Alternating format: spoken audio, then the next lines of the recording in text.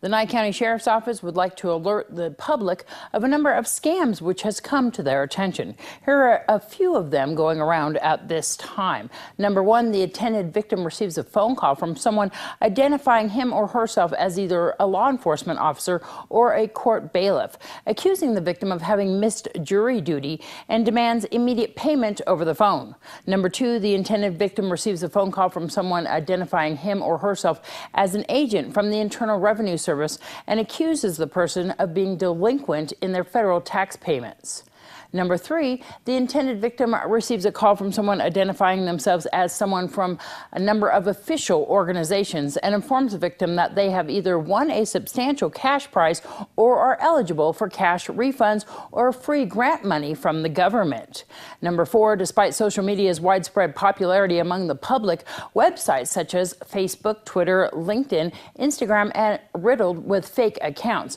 Many of those are often operated by individuals who aim to contact and befriend the victim and eventually attempt to gain personal information and demand money under the guise of various false stories and reasons. Number five, websites such as Craigslist are designed for the public to sell items, property, and services from all over the United States. Scammers utilize such websites to advertise various items for sale. Sadly, in many cases, the advertised items either don't exist, the seller doesn't actually have nor own them, or the seller has no intention on shipping the item to the victim. The seller usually demands an upfront payment, down payment, or shipping fee before the item or sale can be shipped. The payment is often demanded in the form of a wire transfer, money order, or mailed cash. The item is never shipped and the buyer loses the money.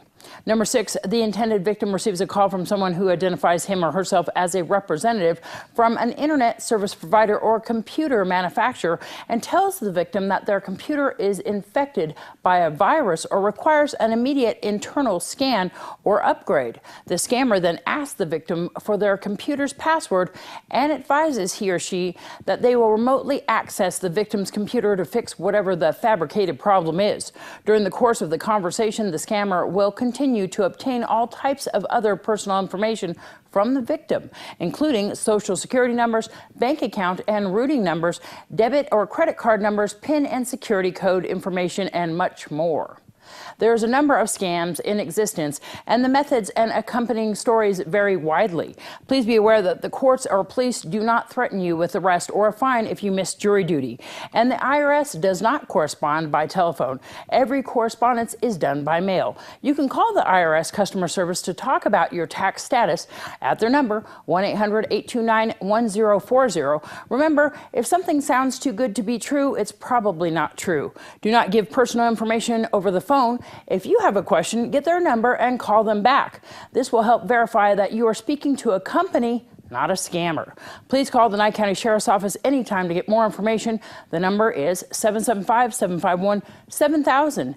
Deputies and detectives will be glad to respond or call back anytime to assist you in determining whether you are safe or might be the intended victim of a scam.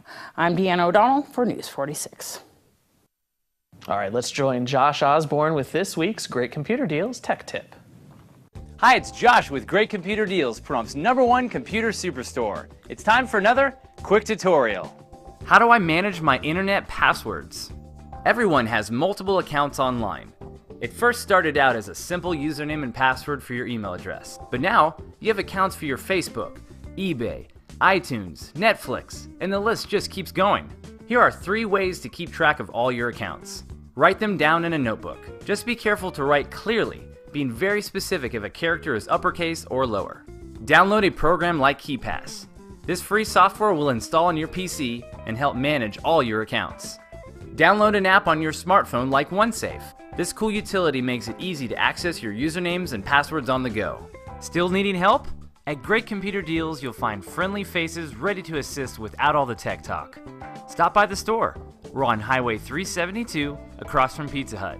Or call us at 990-8833. News 46 caught up with Wendy Barnett from Utilities Incorporated of Central Nevada to talk about a recent dispute between UICN and the county. So back in 2010, the county entered an agreement with UICN to receive water service. As a part of that agreement under our tariff, they needed to dedicate water rights. The water rights, although they promised many times to deliver them, had not, and UICN instigated a breach of contract lawsuit against them. I'm happy to say that we were able to settle that. It was a water rights issue. Nye County has agreed to dedicate the water rights, and hopefully this is the beginning of a better time between UICN and Nye County. So this was for a property on Calvada. Explain to me where it was, what this was affecting. It's at the county complex is where the agreement was for. Was right there. And so for the actual Board of County Commissioners building? It's for the building, it's for the irrigation, the whole entire water consumption on that property. Explain to me in layman's term why that they had to dedicate the water rights. So they gave UICN estimate based on an engineer of what they thought the consumption would be with the new ponds and the new building and everything. And the water rights that were allocated to that parcel were not sufficient. So they needed to dedicate more under Nevada law and according to my tariff. And so what's going to go on from here? As I said, I hope it's the beginning of a new era between UICN and Nye County. A two-car crash happened yesterday on Pahrump Valley Boulevard. A two-vehicle accident occurred yesterday afternoon on Pahrump Valley Boulevard and Carberry Streets. Nye County Sheriff's deputies and Pahrump Valley Fire and Rescue arrived on scene. However, all occupants declined to be transported to local medical facilities. The accident, which appears to have been a rear-end collision, is being investigated by Nye County Sheriff's deputies. This is Deanna O'Donnell for News 46. News 46 will return in just a moment with some auction news.